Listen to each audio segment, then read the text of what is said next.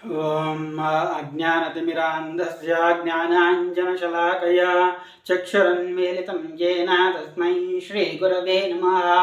ಓಂ ಶ್ರೀ ಗುರುಭ್ಯೋ ನಮಃ. Welcome everyone to the astrology classes. ಈಗ 12ನೇ ಮನೆಯ ಲಗ್ನದಿಂದ 12ನೇ ಮನೆಯ ಅಧಿಪತಿಯು 12 ಭಾವಗಳಲ್ಲಿ ಯಾವ ಫಲಗಳನ್ನು ಕೊಡುತ್ತಾನೆ ಎಂಬುದನ್ನು ಇಂದು ತಿಳಿಯೋಣ. ಮೊದಲನಿಗೆ 12ನೇ ಮನೆ ರಾಶಿಯು ಮಿಥುನ ರಾಶಿಯಾಗಿರುತ್ತದೆ.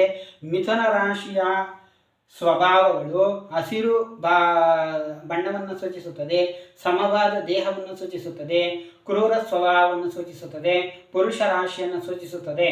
ತ್ರಿಧಾತು ಎಂದರೆ ಪಿತ್ತ, ವಾತ, ಕಫ, ಇವುಗಳಿಗೆ ತ್ರಿಧಾತು ಎನ್ನುತ್ತಾರೆ.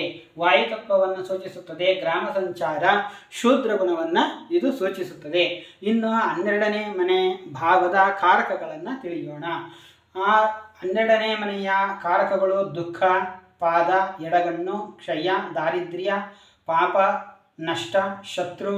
3, 6, 8, 12ನೇ ಸ್ಥಾನಗಳನ್ನು ಲೀನ ಸ್ಥಾನಗಳೆಂದು ಕರೆಯುತ್ತಾರೆ. ಅಂತ್ಯ, ಆಸ್ಪತ್ರೆ, ನಿದ್ರೆ, ಕೃಷಿ, ಯುದ್ಧ ಈ ಕಾರಕಗಳನ್ನು 12ನೇ ಭಾವವು ಸೂಚಿಸುತ್ತದೆ.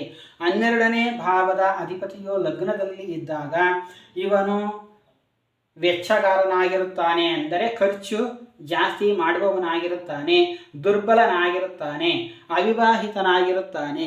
ಒಂದು ವೇಳೆ ವಿವಾಹವಾದರೂ ಅದರಿಂದ ಇವನಿಗೆ ಸುಖ ಸಿಗುವುದಿಲ್ಲ. ಕಫರೋಗಿಯಾಗಿರುತ್ತಾನೆ, ಧನ ವಿದ್ಯೆಗಳು ಇವನಿಗೆ ಇರುವುದಿಲ್ಲ. ವಿದೇಶವಾಸಿಯಾಗಿರುತ್ತಾನೆ, ಅಂದರೆ ಇವನಿಗೆ ಹುಟ್ಟಿದ ಸ್ಥಳದಿಂದ ದೂರ ಹೋಗಿ ಬದುಕನ್ನು ಕಟ್ಟಿಕೊಳ್ಳಬೇಕು. 2ನೇ ಭಾವದಲ್ಲಿ 12ನೇ ಮನೆ ಅಧಿಪತಿಯು ಇದ್ದಾಗ ಶುಭ ಕಾರ್ಯಗಳಿಗೆ ವ್ಯಯ ಮಾಡುತ್ತಾನೆ, ಧರ್ಮ ಪ್ರವರ್ತಕನಾಗಿರುತ್ತಾನೆ, ಪ್ರಿಯ ಮಾತುಗಾರನಾಗಿರುತ್ತಾನೆ, ಸುಖವಂತ ಗುಣವಂತನಾಗಿರುತ್ತಾನೆ, ಜಿಪುಣನಾಗಿರುತ್ತಾನೆ. ಲಾಭರಹಿತ ಕೆಲಸಗಳನ್ನು ಇವನು ಮಾಡಬೇಕು, ಅಂದರೆ NGO ಮುಂತಾದ ವೃತ್ತಿಗಳಲ್ಲಿ ಮಾಡಿದರೆ ಇವನಿಗೆ ಕೈ ಹಿಡಿಯುತ್ತದೆ. 12ನೇ ಮನೆ ಅಧಿಪತಿಯು 3ನೇ ಭಾವದಲ್ಲಿ ಇದ್ದಾಗ ಸಹೋದರ ಹೀನನಾಗಿರುತ್ತಾನೆ, ಸಹೋದರರಿಂದ ಯಾವುದೇ ಅನುಕೂಲ ಆಗುವುದಿಲ್ಲ.